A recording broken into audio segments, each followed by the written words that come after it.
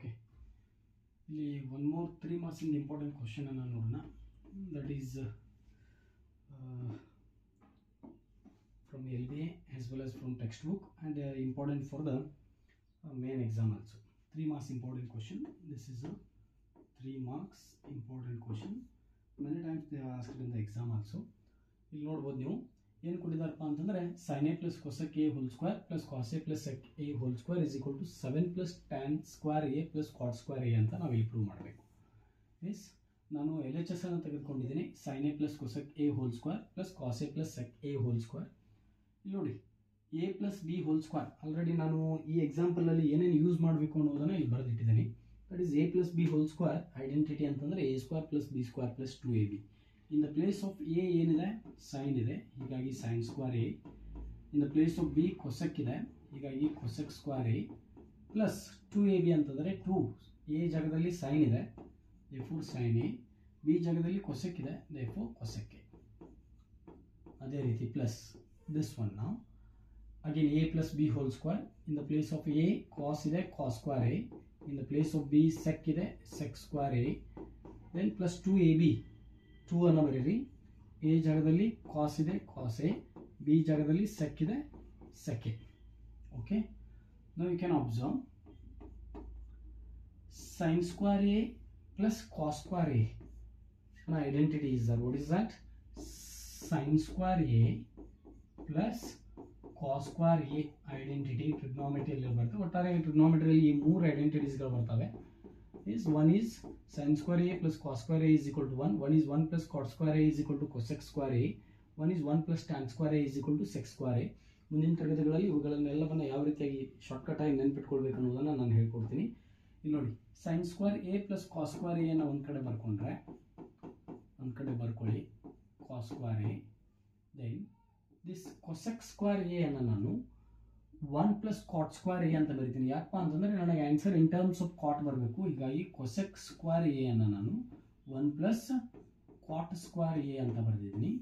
Sign square A ಬರೆದಿದ್ದೀನಿ, cos square A ಬರೆದಿದ್ದೀನಿ, cosec square A ಅನ್ನು 1 ಪ್ಲಸ್ ಕಾಟ್ ಸ್ಕ್ವೇರ್ ಎ ಅಂತ ಬರೆದಿದ್ದೀನಿ.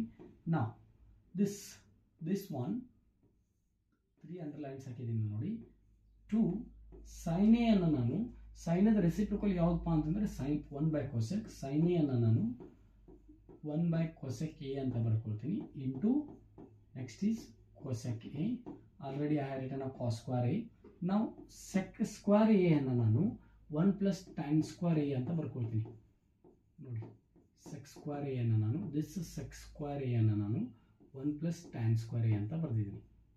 ಓಕೆ, ದೆನ್ ಅಗೇನ್ 2 ಕಾಸ್ ಅನ್ನು ನಾನು 2 ಇಂಟು 1 ಬೈ ಸೆಕ್ ಎ. ಕಾಸದ ರೆಸಿಪ್ರಿಕಲ್ಲು ಸೆಕ್ಕು, ಹೀಗಾಗಿ ಕಾಸನ್ನು ನಾನು ಸೆಕ್ ಅಂತ ಬರ್ಕೊಂಡಿದ್ದೀನಿ. ಯಾಕಪ್ಪ ಅಂತಂದರೆ ನನಗೆ 7 ಕೂಡ ಬರಬೇಕು, ಪ್ಲಸ್ ಆನ್ಸರಲ್ಲಿ ಕೇವಲ ಕಾಟ್ ಮತ್ತು ಟ್ಯಾನ್ ಅಷ್ಟೇ ಉಳಿಬೇಕು.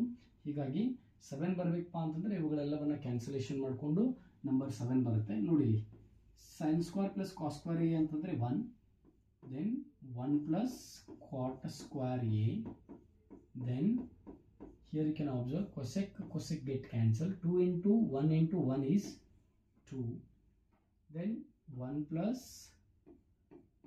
tan square a, then again here you can observe sec and sec is get cancelled. 2 into 1 into 1 is 2, sorry, this will be plus 2 into 1 is 1 into 1 is 2. Minute, 2 into 1 into 1 is 2, that is plus 2. Now you can observe 1 plus 1 2, 2 2 4 5 6 7, total it is 7. Then again what remains, cot square a is remains, therefore cot square a I have written, and tan square a is remain, that's why the tan square a I have written. This is only 3-4 steps is there, but then also it is a 3 marks question. Why? Because it is proved here. Why? Because in this one we are using all these.